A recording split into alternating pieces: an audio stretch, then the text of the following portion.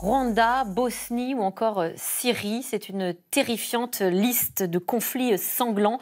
Des millions de victimes innocentes, mais trop peu de bourreaux sous les verrous. Alors comment retrouver, parfois 20, 30 ans après les faits, les auteurs de ces atrocités? Comment les arrêter? La réponse avec notre invité ce soir, Éric Emeraud. Bonsoir. Bonsoir. Vous êtes ancien colonel de gendarmerie, tout juste retraité. Ces dernières années, vous dirigiez l'Office central de lutte contre les crimes contre l'humanité. Traduction, vous étiez le chef des chasseurs de génocidaires. Et pour la première fois, vous parlez, vous racontez dans ce livre les dessous de l'incroyable travail de votre équipe, un groupe d'une vingtaine d'enquêteurs. Voilà, ce livre s'appelle « La traque et mon métier », c'est chez Plomb.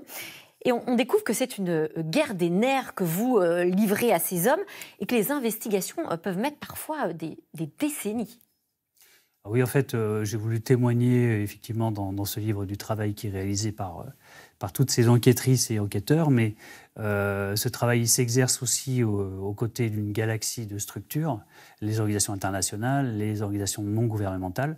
Et nous, à partir du moment où on a un signalement, bien derrière, on déroule une enquête sous le contrôle des magistrats du parquet national antiterroriste. Comment est-ce qu'on fait justement pour enquêter sur des crimes qui sont parfois commis à des milliers de kilomètres? Comment ça se passe? Ah oui, ça, il faut reconnaître que c'est un défi, puisqu'on est éloigné de la scène de crime dans le temps et dans l'espace. Donc ça veut dire si sur les conflits des années 90, on va travailler sur beaucoup de témoignages, on va se rendre sur les lieux quand c'est possible. Et là, on va reconstituer les faits, on va entendre entre 50 et 70 victimes, pour le Rwanda par exemple. Pour les conflits plus récents, on va avoir la possibilité d'utiliser, on va dire, le monde numérique qui va nous permettre de faire ce qu'on appelle de l'OSINT, Open Source Intelligence. Open Source Intelligence, donc en gros vous utilisez des images, Internet, les réseaux sociaux pour remonter jusqu'aux faits ou jusqu'aux auteurs des crimes. On drague en fait le web, ce qu'on appelle le web surfacique ou non surfacique. Alors, utilisez des termes peut-être que tout le monde peut comprendre, oui, puisque en fait, nous le web, n'avons pas votre connaissance. Voilà, en fait, on va essayer de récupérer tous les éléments qui sont sur Internet pour pouvoir confondre des individus, ou pas d'ailleurs, puisqu'on travaille à charge et à décharge. Et si on a des éléments de localisation ou des surveillances ou des vidéos ou des exactions qui sont commises, on peut leur attribuer à l'issue. Les auditions de victimes, on le comprend, hein, elles sont déterminantes. Comment, quand vous arrivez à les rencontrer, vous les faites parler? Vous dites la clé, c'est l'empathie.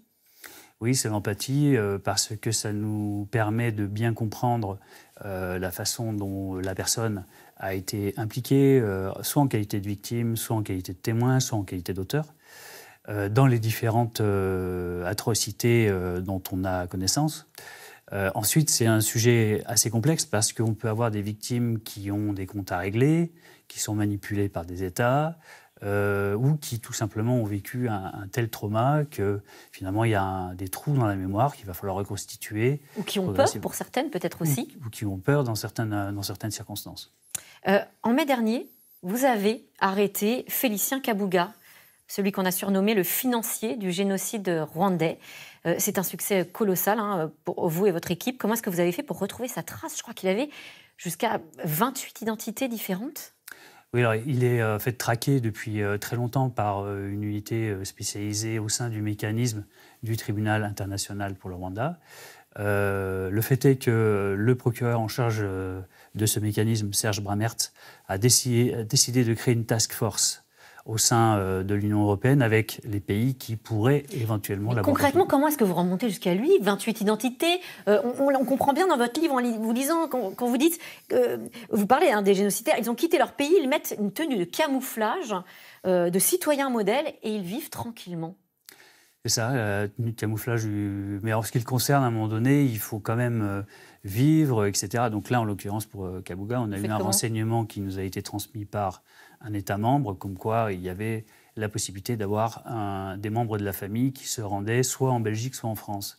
Et à partir de là, on a analysé les données que l'on a remontées, on les a comparées avec l'éventuelle possibilité d'avoir des membres de la famille sur la France, et on s'est rendu compte, enfin, l'enquêtrice qui est en charge du dossier s'est rendue compte en tirant des ficelles que progressivement, ça devenait de plus en plus gros, jusqu'au moment où on s'est dit, il est à cet endroit-là, quoi. On imagine des heures aussi de... Alors là, vous parlez des recoupements, et puis de filature aussi, de planques, ça existe ou c'est fantasmé?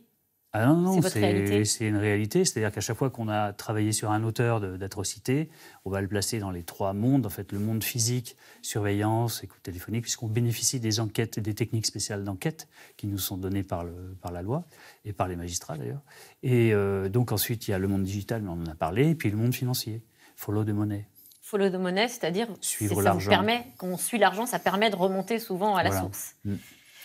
Vous avez traqué des hommes capables du pire, vous les avez souvent approchés. Est-ce que vous avez réussi à comprendre ce qui peut conduire un homme à commettre de telles atrocités, justement? Est-ce qu'il y a un mécanisme que vous avez repéré? Alors, c'est un sujet sur lequel il faut avoir beaucoup d'humilité parce que c'est un sujet complexe. Mais au demeurant, il me semble que... de ce que j'ai pu voir en Bosnie, ensuite au Rwanda, etc., il y a quand même des patterns, c'est-à-dire il y a quand même des mécaniques dans lesquelles des individus peuvent tomber parce qu'ils font preuve de faiblesse, ou en tout cas parce que ceux qui les manipulent utilisent les faiblesses de la nature humaine. Donc il y a la peur, déjà. Quand on génère la peur, c'est une bonne façon, on va dire, de manipuler les gens. Mais il y a aussi le fait de créer ce que Jacques Semelin appelle le nous imaginaire, c'est-à-dire la constitution d'éléments ethniques, religieux, nationalistes, qui permet de s'identifier à une structure qui a un idéal de pureté. Cet idéal de pureté est en opposition avec l'autre, l'ennemi extérieur, qui devient assez rapidement l'ennemi intérieur, puis au final, c'est ta mort, c'est ma vie. Et pourtant, ce sont... souvent, parfois, je ne sais pas, vous allez nous le dire, mais des gens qui nous apparaissent comme brillants. Je pense notamment à Douche, bourreau du régime de Pol Pot au Cambodge. Il est mort avant-hier. Il était polyglotte, féru de poésie française, de peinture. On est loin d'une personnalité manichéenne. C'est ça, pas besoin d'être un monstre pour être monstrueux. En fait, on a des gens qui sont, suivant leur niveau de responsabilité, parce qu'un génocide est toujours constitué, prémédité par ce qu'on appelle des concepteurs, ou ce que des chercheurs appellent les entrepreneurs identitaires. Ce sont des gens qui créent ce nous, justement, ce nous imaginaire. Ils s'appuient dessous sur du corps intermédiaire, donc tout ce qui est police, administratif, etc. Puis ensuite, vous avez la masse des exécutants qui passent à l'acte. En préparant cette émission, Éric Emeraud, vous m'avez fait une confidence qui est assez vertigineuse, puisque vous dites ce qui est dur à vivre, c'est de ne pas savoir de quel côté on se situerait si ça nous arrivait. Vous vous êtes déjà posé la question? Oui, je me suis posé la question, notamment au mémorial de Srebrenica, parce que quand on voit la façon dont les forces de l'ONU ont agi vis-à-vis des Bosniaques à l'époque, moi j'étais militaire à l'époque et je me suis dit si j'avais été placé dans la même circonstance, comment est-ce que j'aurais réagi en fait? Je pense qu'il faut avoir beaucoup d'humilité par rapport à ça, mais si on est bien sûr et ancré sur un certain nombre de valeurs, que ces valeurs sont en soi de manière très profonde, je pense que déjà on peut éviter le pire. Un récit poignant, remarquable. La traque est mon métier. Merci, Éric Emeraud. Je rappelle que c'est aux éditions Plomb. Tout de suite, c'est dans l'air. N'hésitez pas à poser toutes vos questions au 41 555. Bonne émission à vous.